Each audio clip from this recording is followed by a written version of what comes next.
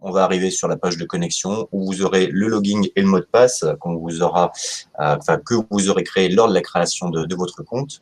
Celui-ci fonctionne sur l'espace center, donc via Internet pour accéder à vos rapports, mais aussi sera référencé dans votre logiciel SDC. On fera justement un petit point là-dessus quand on parlera de la version bootable. Ensuite, vous allez pouvoir justement, comme le disait Rémi, centraliser tous vos rapports. Donc ça, c'est aussi intéressant.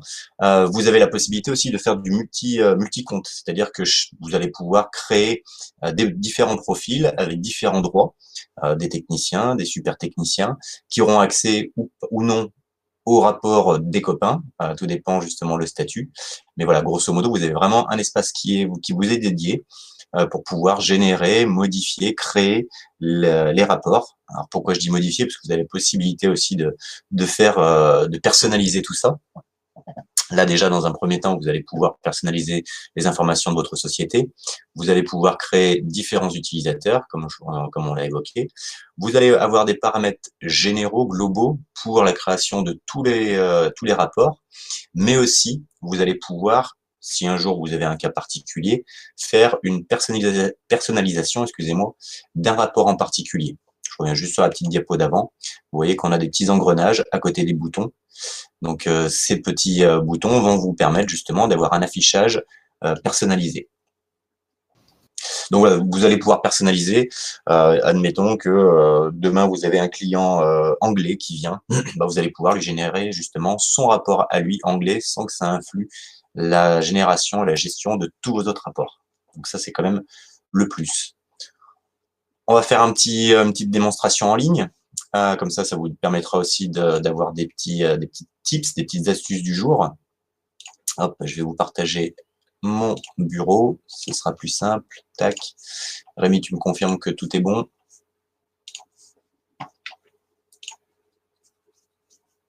Qui ne dit mon consent, donc ça doit être bon.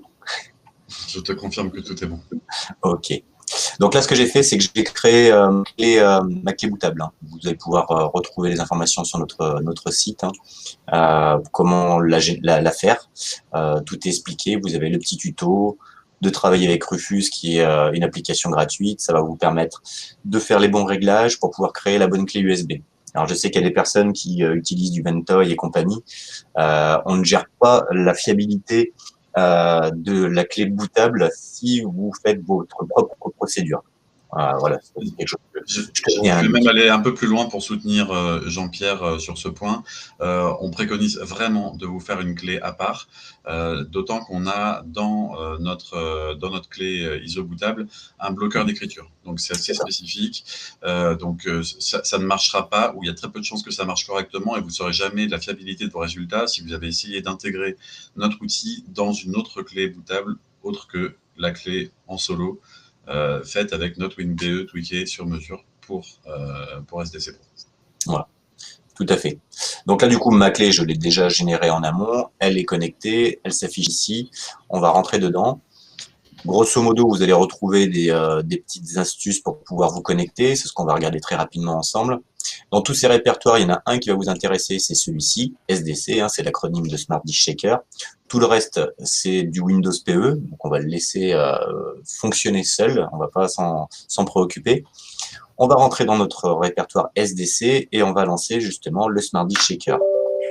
Donc ça, une fois que vous avez fait votre clé, c'est la première chose qu'on vous préconise de faire, le connecter sur votre machine, sur une machine d'atelier en Windows, lancer le Smart Dish Shaker, et ici, vous allez justement vous connecter en restant connecté. Comme ça, derrière, sur votre clé USB, s'il n'y a pas d'Internet, vous pourrez quand même faire tous les éléments, tous les tests possibles.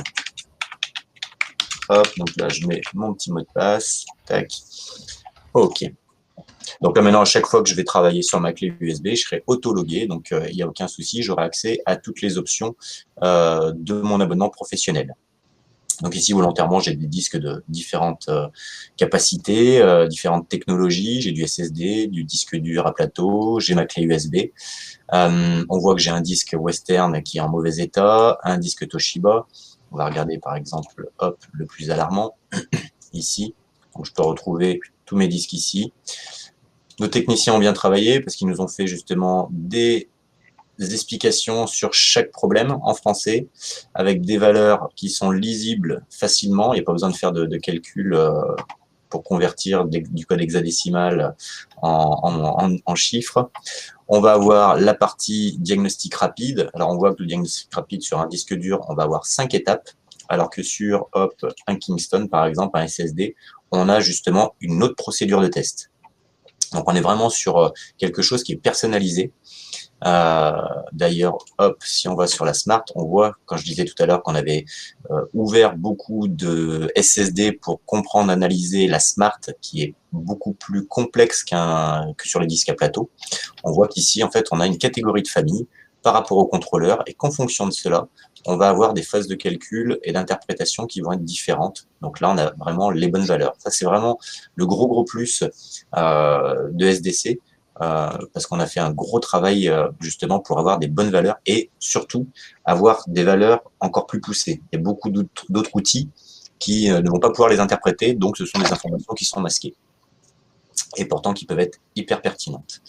Le diagnostic complet, toujours pareil, je vais pouvoir choisir mon disque, le lancer. On a aussi ici une analyse de disque. On va pouvoir aussi donc là connaître sur les partitions équipées d'un Windows, on va pouvoir les détailler, savoir combien de partitions il y a, l'espace utilisé.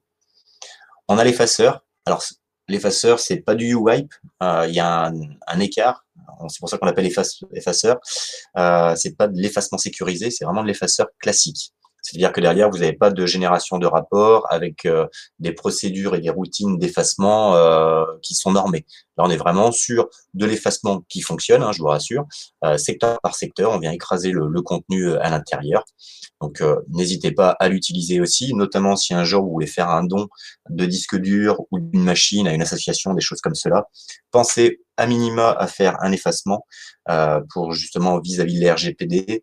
On a vu aussi beaucoup d'articles où il y avait des personnes qui rachetaient des machines et qui récupéraient des informations bancaires de particuliers. Voilà. Un simple effacement, ça permet déjà d'éviter beaucoup de problèmes. Et puis, on a le visualiseur hexadécimal disponible aussi pour vérifier si on a du contenu sur le disque. Voilà. Après, l'interface, dans les 3 versions, ça va être strictement la même. Une fois qu'on est connecté, on va pouvoir lancer une analyse. On va lancer une rapidement. Démo. Et on va lancer le test. Donc après, si vous êtes connecté à Internet, le rapport va directement être uploadé, téléchargé sur votre espace perso. Si vous êtes en version bootable et que la machine n'a que du Wi-Fi, par exemple, on n'a pas forcément tous les pilotes aujourd'hui dans notre Windows PE pour arriver à se connecter à Internet. C'est pas un souci, vu que vous êtes déjà connecté, comme on l'a vu, en cochant la petite case à cocher, restez connecté. Vous avez accès à vos versions pro. Vous allez pouvoir faire du test. Et l'avantage, c'est que ici, dans le répertoire rapport, on va stocker tous les rapports qui n'ont pas pu être envoyés parce qu'on n'avait pas, à l'instant T, de connexion Internet. Donc, vous pouvez faire votre journée de travail, de diagnostic chez tous les clients que vous voulez, avec ou sans connexion Internet. C'est pas un souci. Le soir, vous rentrez à votre atelier, vous branchez votre clé. Vous voyez, là, le rapport est là, il va bientôt être envoyé. Vous branchez votre clé USB et ensuite, vous démarrez simplement notre application sur une machine avec Internet et les rapports vont être expédiés sur votre espace.